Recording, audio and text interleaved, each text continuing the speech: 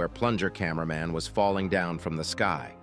If you zoom into the small bunker-like house on the back, there is something that looks like a silhouette with a black jacket and white shirt. But I don't think it's him.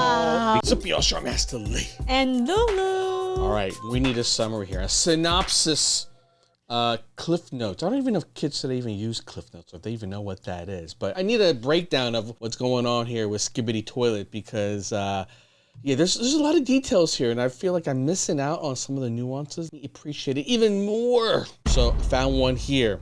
This dude's got 1 million subs.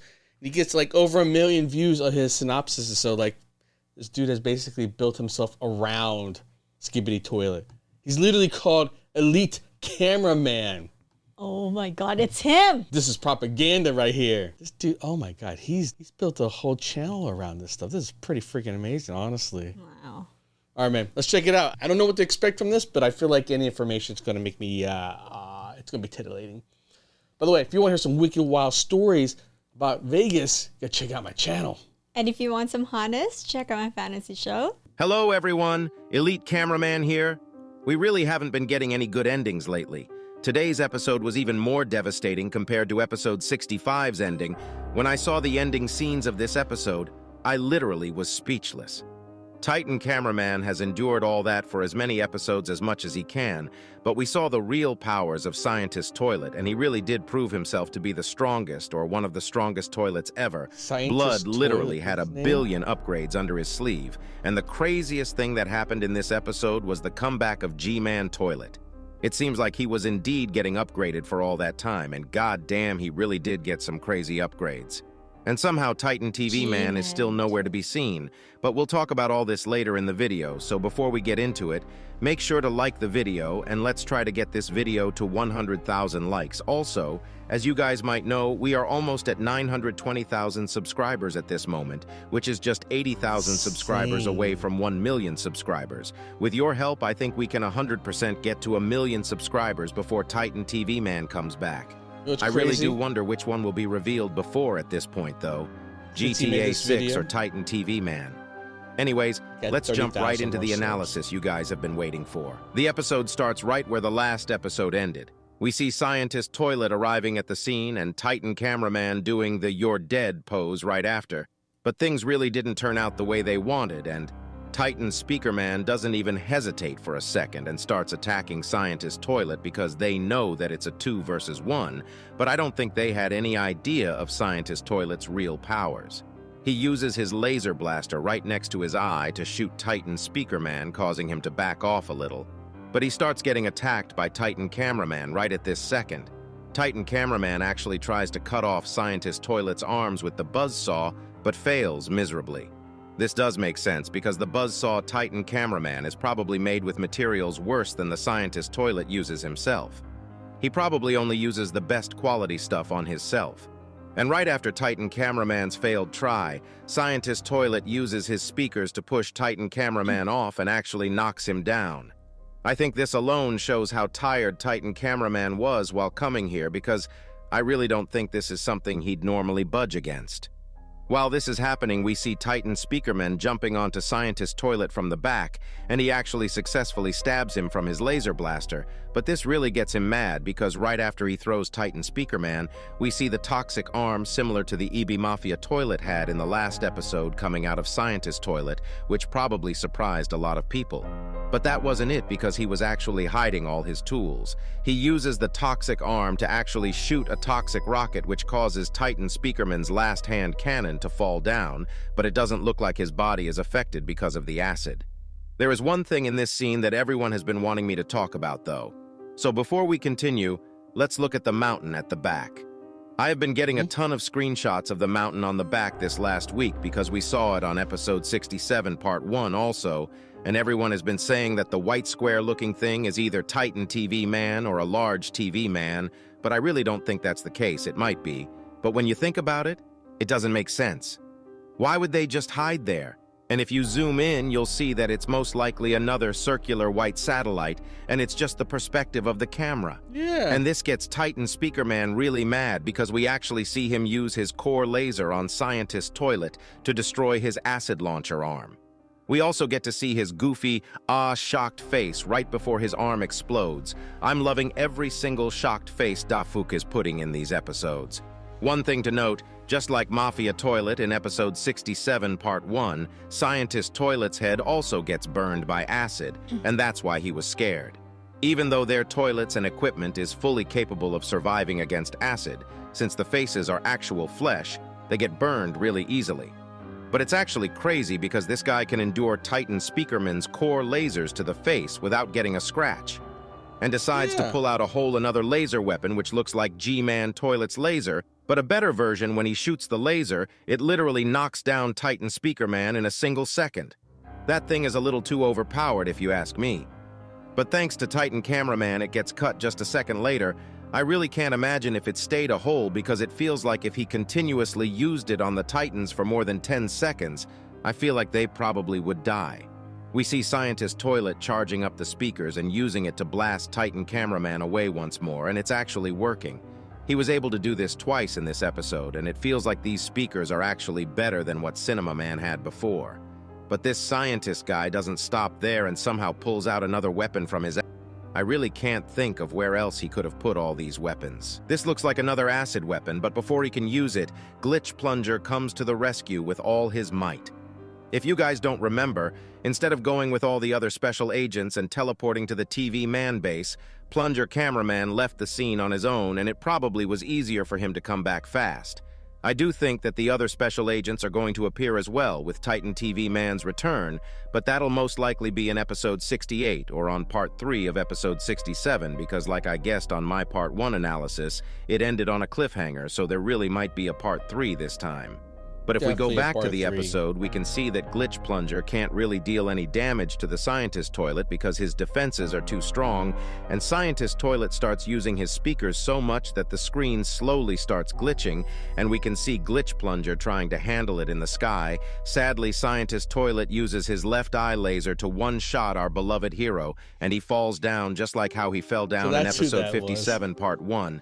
If Blood loses another fight in episode 77, I'm actually gonna lose it. It's always every 10 episodes. We see the Glitch Plunger crash down, but I don't think he is dead. First of all, he has the toilet as armor and probably was protected from the impact, and we didn't really see an explosion, so we know that the Glitch Toilet itself is fine. And I'm gonna be honest, I feel like if Glitch Toilet exploded, it would be something crazy because the power inside it is crazy. Imagine an engine that can go up to that speeds exploding. There is one more thing that I wanted to make sure, because if you guys remember part 1, we saw Secret Agent twice in 2 different places, and his history suggests that he appears almost every time Plunger Cameraman is there, so I checked every frame, and there was only one frame I found something similar to him, and it was on the exact frame where Plunger Cameraman was falling down from the sky. If you zoom into the small bunker-like house on the back, there is something that looks like a silhouette with a black jacket and white shirt. But I don't think it's him, because I feel like if Dafuk was going to put him, he'd at least make it a little more obvious so that it's understandable. Unless it's actually him and he is there to help Plunger Cameraman survive, I think he already did whatever he wanted to do in here on part 1 of episode 67, because we saw some light coming out of the bunker door's security system in the last part when he appeared. After seeing this, Titan Cameraman actually gets mad and starts attacking Scientist Toilet with his saw hand instantly, starting to cause actual damage to his laser eye. We can definitely see that it hurts for Scientist Toilet. But suddenly something crazy happens, and the legend Gman Toilet finally returns with his upgrades. I don't think anyone was waiting for his comeback, at least on this episode, because I thought it would happen on episode 68. Our angry boy doesn't seem like his personality changed even a tiny bit, because he enters the scene with full confidence, yapping about some random stuff.